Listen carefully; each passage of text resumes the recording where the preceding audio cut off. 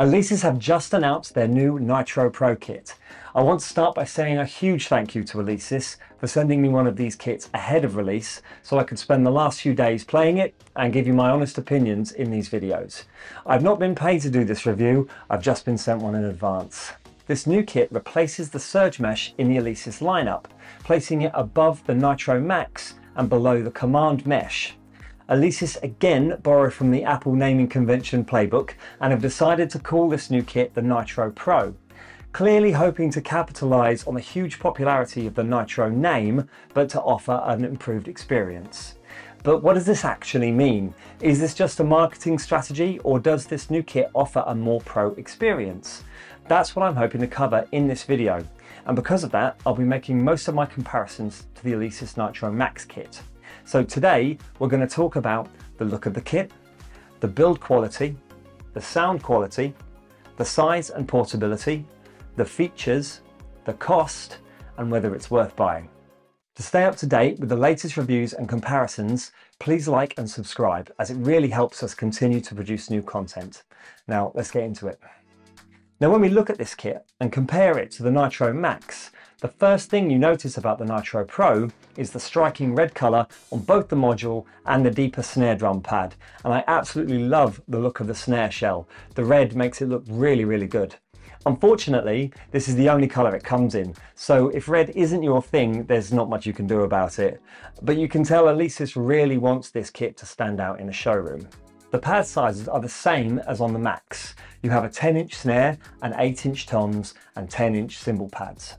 The biggest difference, aside from the snare design, are the rims that are on the new dual zone tom pads, and this definitely gives the kit more of an acoustic look. The rims aren't as big as they were on the much older Nitro Mesh kit, so they don't get in the way like they used to, and I really like this. It means you can take advantage of the dual zone pads exactly when you want them. The hi-hat and bass drum pedals are the same as on the Max, and you either love or hate these, but from a design perspective, they fit in well with the rest of the kit. The big difference is with the bass drum tower. This new Nitro Pro kit has an 8-inch mesh head compared to the rubber pad that comes with the Nitro Max, and it looks great. These new design changes and a larger frame makes this kit one of the best looking electric drum kits on the market right now. When we start to talk about build quality, the mesh heads on the Alesis kits are very good. They're very responsive, and the heads are adjustable using the drum key that comes with the kit. So you can change the head tension for a firmer or softer feel to replicate the feel of an acoustic drum kit. The pads themselves feel very tough, and they can take a battering, which will be needed if you plan on practicing a lot or are a hard hitter. The cymbal pads are well made. The rubber on them offers enough resistance for a good bounce, but you don't hurt your hands during long practice sessions. The bass drum pedal is a very simple design, offering a good response for a single chain pedal. They don't have a solid base plate, and so when they do break, they have a tendency to break where the pedal meets the heel plate, but they're relatively inexpensive to replace, and they can also be replaced with any other single bass drum pedal. If you're a hard hitter, the pedal can be prone to failure, but for most drummers it's absolutely fine.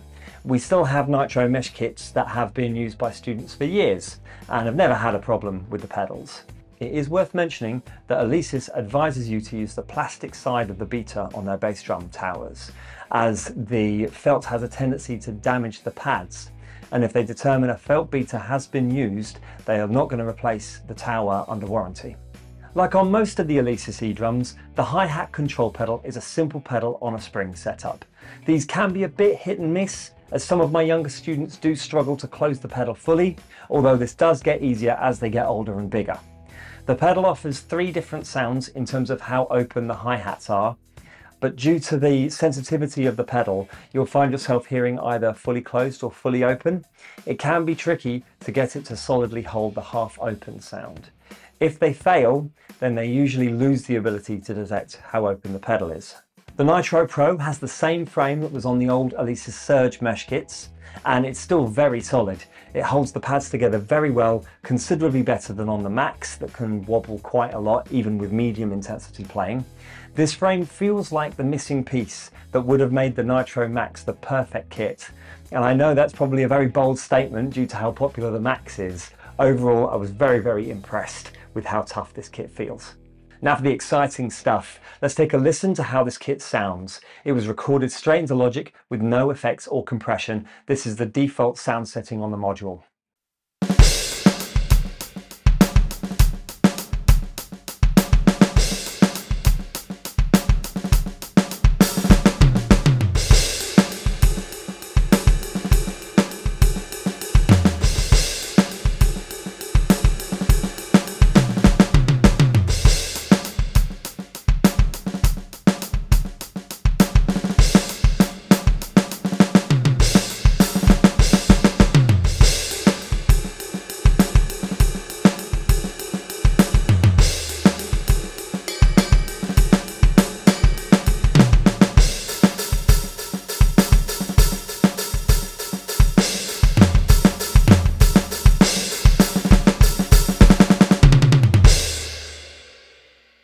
For the most part, the Nitro Pro module is the same as the Nitro Max.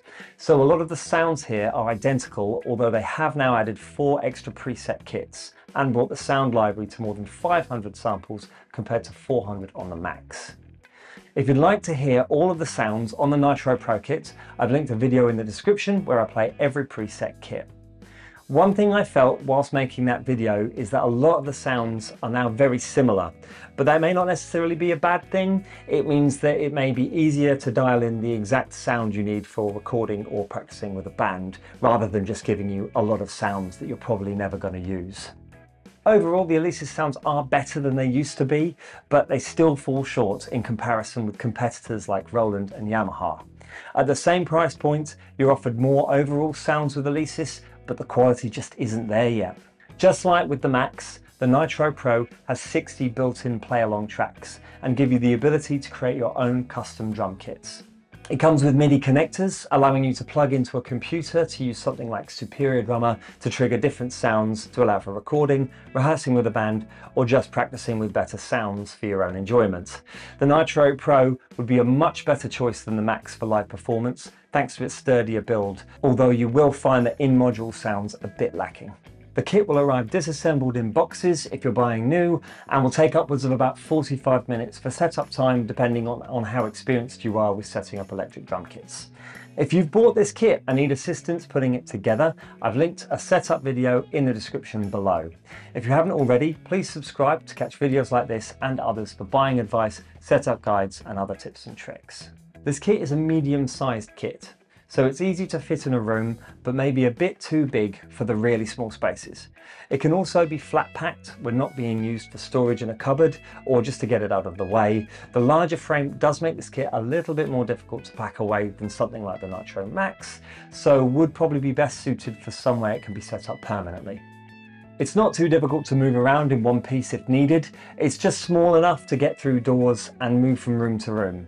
It's too big for a child to move and some younger teenagers, but an adult will have no problem carrying the kits where it needs to be, and they will also easily fit fully assembled into a small hatchback car with the rear seats down.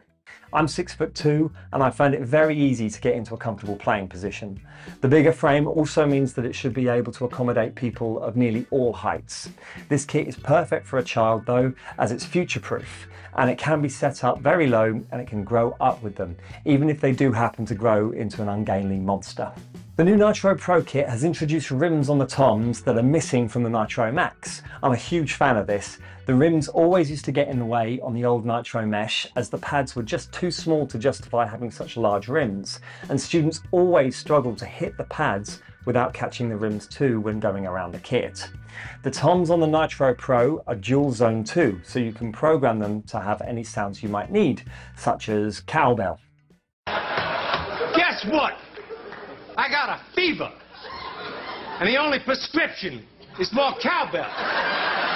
The larger dual zone snare drum pad on the Pro has made it much easier to navigate around the rim, meaning you can play it only when you need it. The whole playing experience is very comfortable, and you can focus on playing and learning without fighting the equipment.